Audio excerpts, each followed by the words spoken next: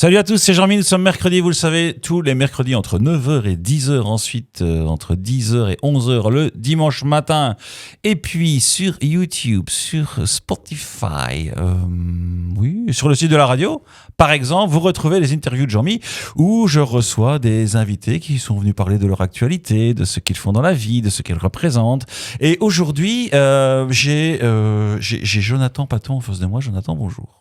Bonjour Jean-Mi. Est-ce que tu vas bien ? Je vais très bien. Et j'espère que tu vas bien aussi. Oui, je vais très bien. Les fêtes approchent tout doucement, donc on se met un petit peu dans la magie de Noël. Alors, je vais expliquer pourquoi on se retrouve aujourd'hui l'un face à l'autre. C'est grâce à un collègue qui m'a parlé de toi, de ce que tu faisais. C'est Jérémy et je le salue ce matin. Donc, merci Jérémy pour la connexion. En fait, Jonathan, je t'ai catégorisé dans la catégorie de la pédagogie par la musique dans les écoles. Voilà, si je dois résumer ce que j'ai compris de ce que tu faisais. C'est à peu près ça. Mais il faut que tu nous présentes un petit peu qui tu es, d'où tu viens. Parce que je sais que tu es français, tu as émigré en Belgique et tu étais enseignant avant. Mais avant tout ça, qu'est-ce qu'il y a eu, ce Jonathan, c'est qui ?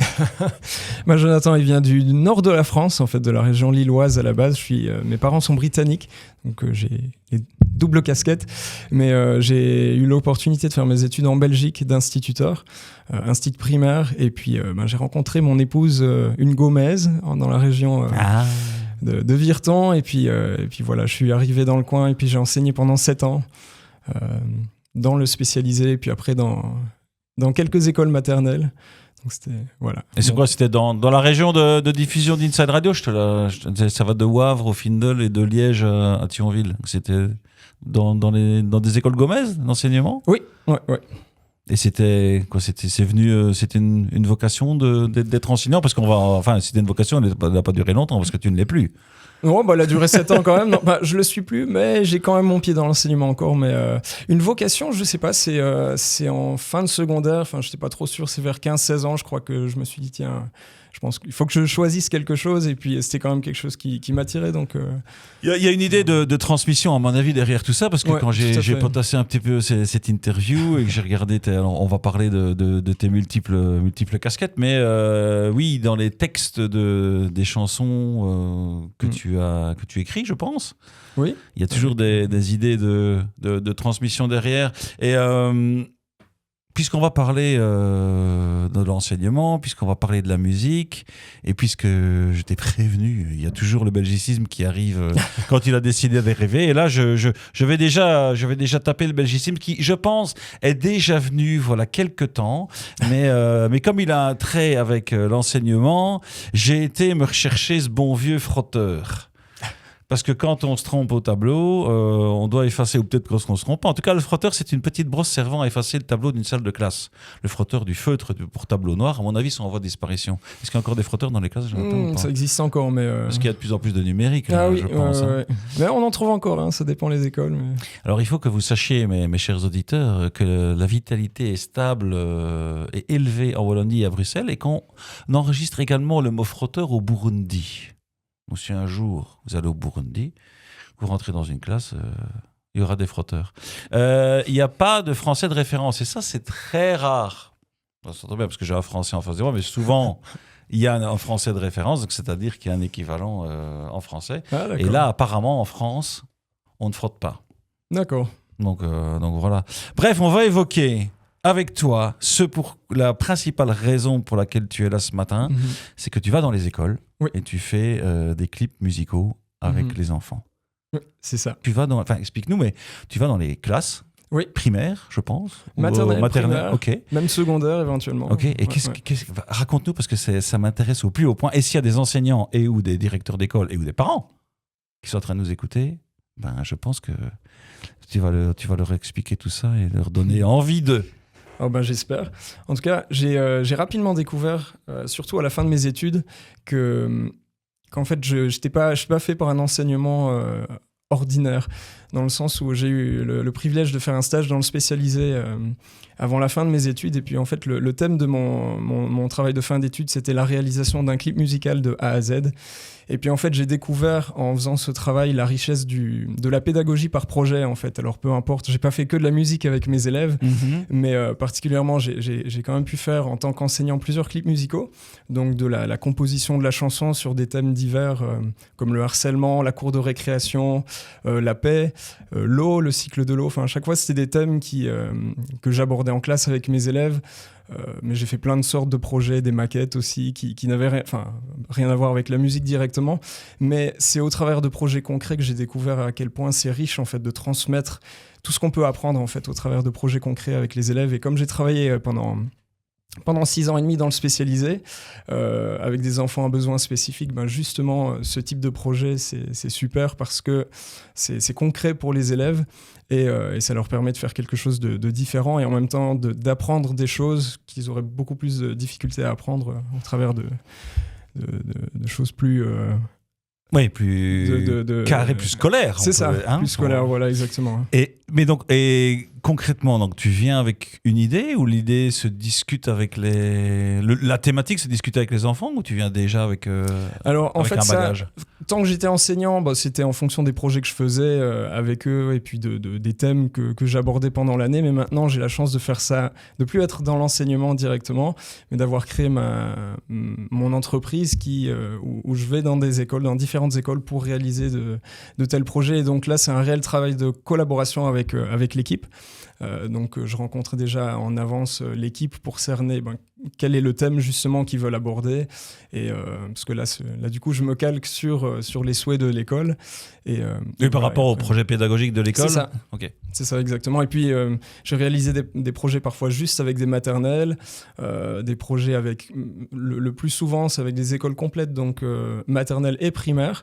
Et puis j'ai même fait un projet en secondaire aussi. Bon là c'était plus sur le volet vidéo mais alors c'est quoi la différence entre et si tu devais choisir c'est renoncer. Choisir, c'est renoncer. Mais il y a une tranche d'âge qui est peut-être plus réceptive ou plus intéressante. En tout cas, il y a une préférence où toutes les tranches d'âge ont leur c'est leur une attrait. bonne question parce que justement dans le spécialisé, j'ai travaillé avec des préados, donc entre 11 et 13 ans, mais après j'ai eu la chance de pouvoir travailler quelques mois avec des maternelles, donc de 2 ans et demi à 6 ans. Et j'aime bien les enfants, la tranche d'âge, les fins de 3e maternelle jusqu'à 4e primaire, c'est une tranche d'âge que j'apprécie bien parce qu'il y a encore la curiosité qui est là, la créativité, qui peut toujours être là une fois que les enfants deviennent ados, mais il y a encore on arrive à les captiver avec le cycle de l'eau, par exemple. Pour des préados, c'est peut-être un petit peu plus difficile. Oui, quoique. C'est avec des préados que j'avais fait ça. Mais justement, c'est ça qui est chouette. En fait, j'ai réalisé que...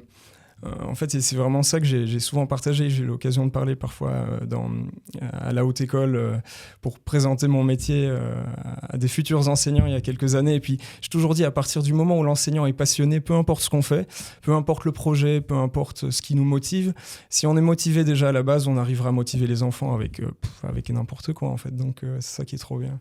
Ok. Comment ça se passe dans le processus de contact? C'est toi qui prends contact avec les écoles ou ils entendent parler? Alors, grâce à Inside Radio, bien sûr, maintenant, bien sûr. Tu vas être assailli de demandes. Mais admettons qu'il n'y ait pas cette interview. Comment ça se passe? En fait, l'année dernière, parce que c'est assez récent, ça fait un peu plus d'1 an que j'ai démarré ça. Comme j'avais déjà sous le coude plusieurs projets que j'avais fait, presque une dizaine de projets depuis la fin de mes études, j'avais déjà un peu de matière, donc j'ai fait un peu le tour des écoles. J'ai simplement contacté des écoles de la province, déjà la province de Luxembourg. Et en fait, ce que je fais dans la mesure du possible, je fais des petites vidéos récap en fait en cours de projet et que je poste sur mes réseaux sociaux. Et c'est ça qui en fait, c'est le bouche à oreille surtout qui fonctionne. Et puis bon, le monde de l'enseignement reste assez petit finalement, oui. et puis et connecté. Et connecté, c'est surtout ça, la connexion. On a vite fait, comme ici, le contact qu'on a eu. Oui. C'est ça, Inside Radio plus proche de vous. Exactement. J'aimerais qu'on aille un petit peu plus dans le concret. On a déjà expliqué, mais concrètement, tu arrives en classe, donc tu tu as dealé, on va dire, avec le directeur ou le prof. Et les élèves, on les implique comment ? Alors les élèves en fait participent vraiment à chaque étape du projet, enfin en tout cas à un maximum d'étapes du projet. La première rencontre déjà, comment ça se passe, c'est qu'on apprend la mélodie. Alors moi je soumets à l'avance une idée de mélodie juste avec ma gratte et puis une mélodie en la. On apprend la mélodie avec les enfants et l'idée après c'est de faire un brainstorm avec les élèves, donc avec les maternelles. Ils dessinent toutes leurs idées, donc le thème est défini avec les enfants, donc voilà le thème qui va être présenté.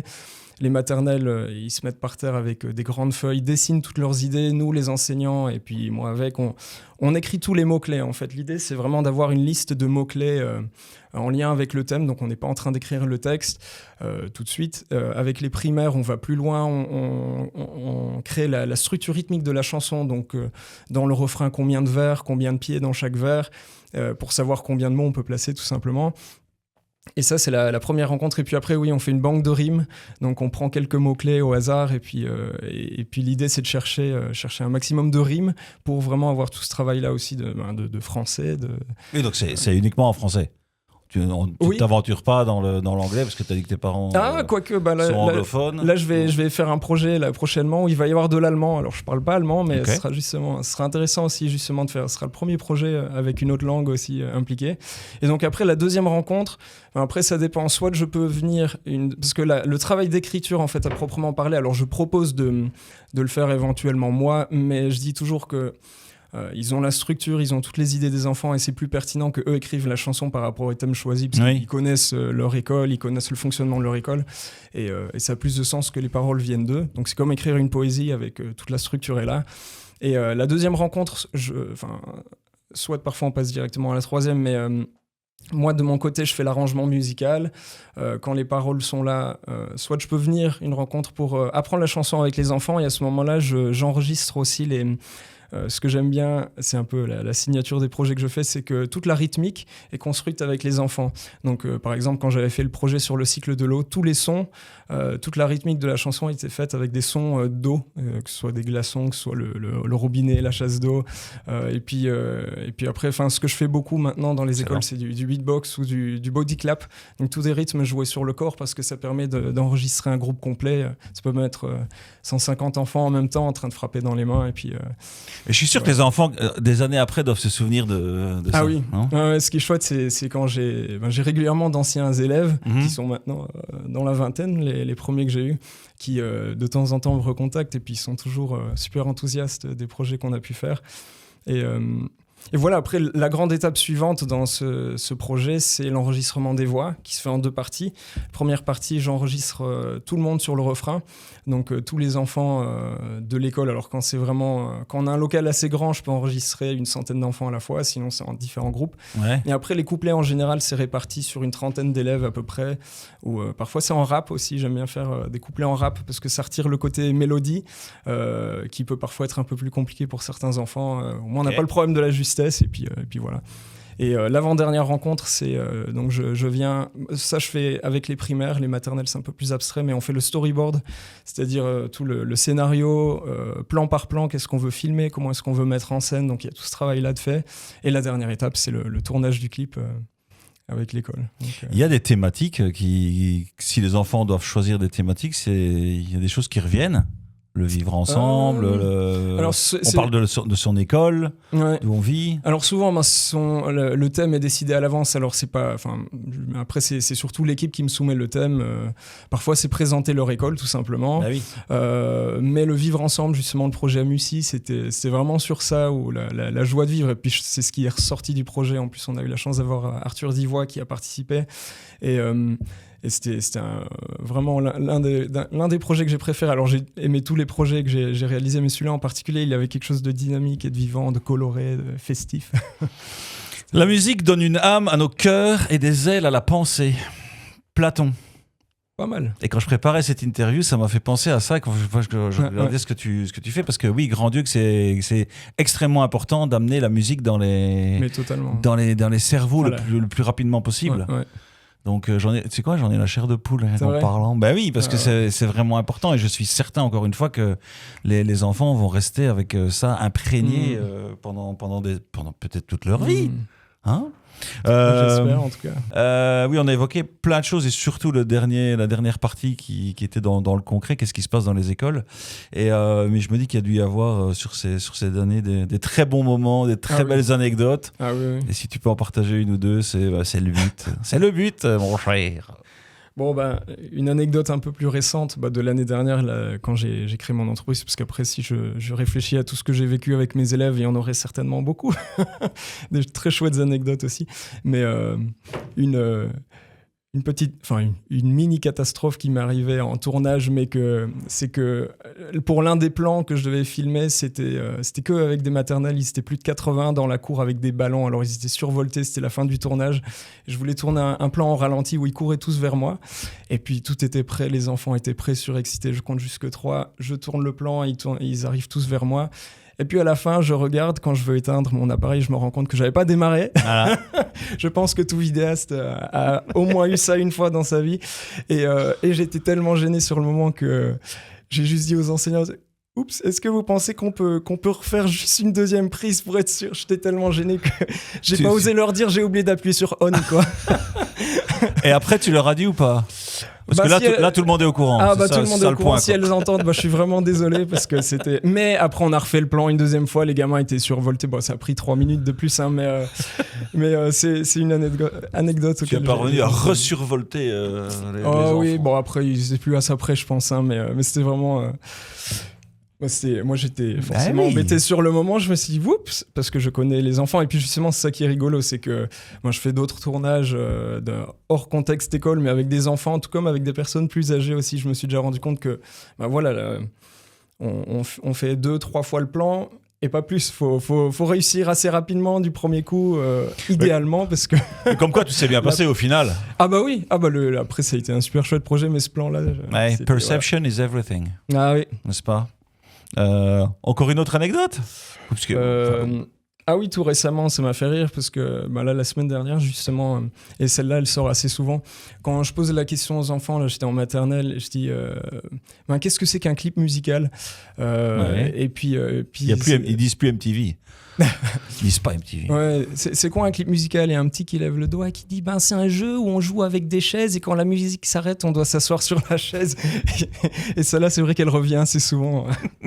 La chaise musicale. Voilà. Ah oui, bien sûr. Bon, magnifique. Si tu n'as plus d'autres anecdotes, donc on peut te retrouver sur Facebook, Insta. Ouais, c'est ça. Et puis j'ai un site aussi, un site internet. Magnifique. Petit devoir de sortie, mon cher, c'est qu'à la fin de l'interview de Jean-Mi et de la tienne aujourd'hui, c'est l'invité qui choisit la chanson de sortie. Qu'est-ce qu'on écoute On va écouter Open, qui est un super groupe, 4 frangins qui sont du côté de Paris, et leur chanson Avec un si.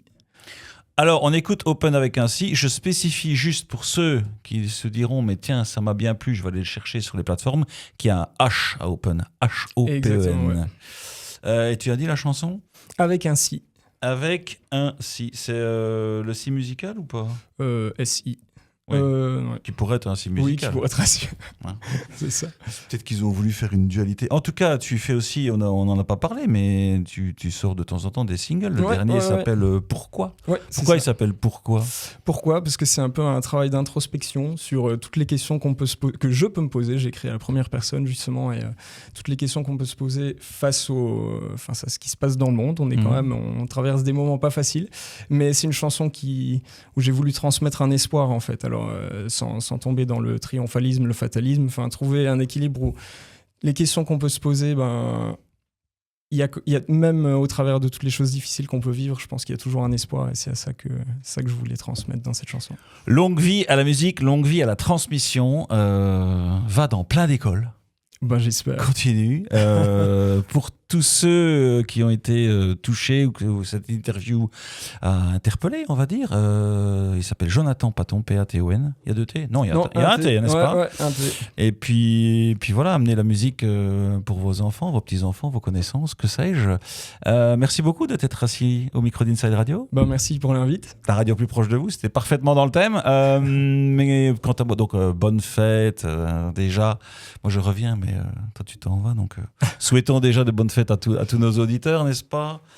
Et puis, quant à moi, je redisparais pour mieux renaître tel un phénix de mes cendres la semaine prochaine. Et d'ici là, mes chers auditeurs, comme d'hab, quoi que vous fassiez, faites-le bien. Ciao.